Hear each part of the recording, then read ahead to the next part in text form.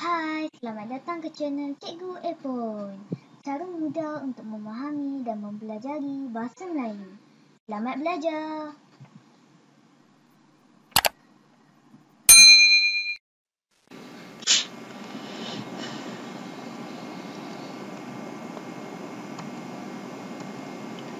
Apa khabar murid-murid?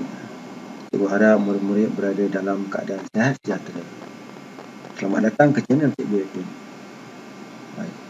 Apa yang kita akan belajar hari ini? Ya murid-murid, hari ini cikgu akan terangkan kepada murid-murid tentang kata perintah. Murid-murid sudah bersedia? Mari kita mulakan.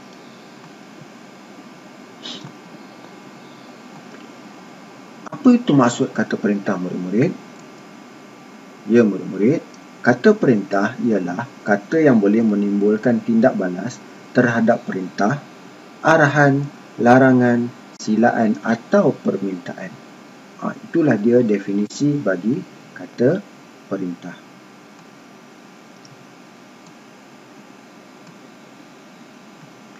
Baik murid-murid, kata perintah ada 4. Yang pertama, suruhan.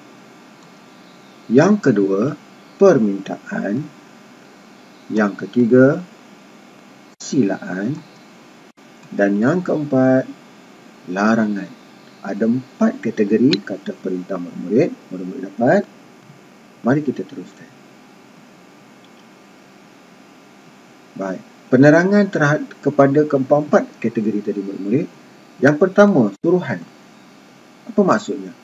Maksud suruhan murid-murid ialah memohon pertolongan. Contoh kata perintahnya ialah tolong.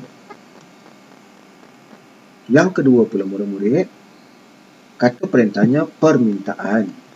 Apakah maksudnya? Maksud permintaan murid-murid ialah membuat permintaan.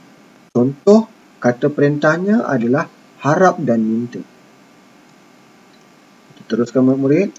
Seterusnya, kata perintah berikutnya silaan menunjukkan, mempersilakan seseorang murid-murid. Contoh kata perintahnya jemput dan sila. Dan yang keempat, kata perintah larangan, menegah seseorang melakukan sesuatu. Maksud menegah di sini murid-murid, melarang ataupun tidak membenarkan seseorang melakukan sesuatu. Contoh kata perintahnya adalah jangan dan usah. Murid dapat? Bila telah melihat contoh, murid dah dapat gambaran kan apakah itu kata perintah. Baik murid-murid, untuk lebih memahamkan lagi murid-murid cara menggunakan kata perintah ini, kita tengok contoh penggunaan dalam ayat. Untuk kategori suruhan, ayatnya berbunyi begini. Tolong ambilkan ibu secawan air. Ya, murid nampak ya? Tolong ambilkan ibu secawan air. Maksudnya di sini, ibu memohon kepada anaknya untuk mengambilkan beliau secawan air. Ya, ayat perintah kategori suruhan menggunakan kata perintah tolong. Berjelas? Cikgu teruskan. Kata perintah yang kategori kedua ialah permintaan murid-murid. Ayatnya pula berbunyi begini. Harap para peserta dapat bertenang. Mungkin ini penganjur memohon kepada para peserta mungkin sesuatu pertandingan murid-murid. Para peserta dah tak sabar nak memulakan pertandingan. Jadi pihak penganjur memohon kepada para peserta supaya bertenang. Mungkin begitulah keadaannya. Contoh ayat perintah kategori permintaan menggunakan kata perintah harap. Baik, kita teruskan murid-murid. Ayat perintah kategori silaan. Okey, begini pula ayatnya. Semua murid sila berada di tempat masing-masing. Ini ayat yang biasa murid dengar. Ya, arahan ataupun perintah yang dikeluarkan oleh guru kepada murid-murid. Dalam bentuk silaan.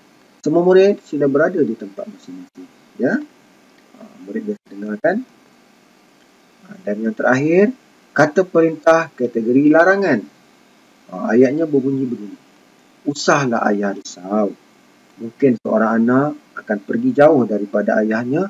Mungkin anak itu pergi untuk menyambung pelajarannya di tempat yang lain, jadi ayahnya agak risau berjauhan daripada anaknya. Jadi sebagai anak itu mengucapkan, usahlah ayah risau. Jadi murid-murid faham ya? Jelas ya? Apabila cikgu telah memberikan contoh dan serta penerangan sebentar tadi, cikgu rasa murid dah jelas dan faham apakah itu kata perintah. Mudah kan murid? Baik murid-murid. Tahniah cikgu ucapkan. Ya, dalam masa beberapa minit ini, murid-murid bersama dengan cikgu, murid dah faham dan dapat satu ilmu baru, iaitu kata perintah. Jadi, cikgu harap murid cuba terus memahamkan dan praktikkan agar ilmu itu terus lekat di sanubari murid-murid. Untuk itu, cikgu akhiri kelas kita pada hari ini dengan jumpa lagi, jaga diri, bye.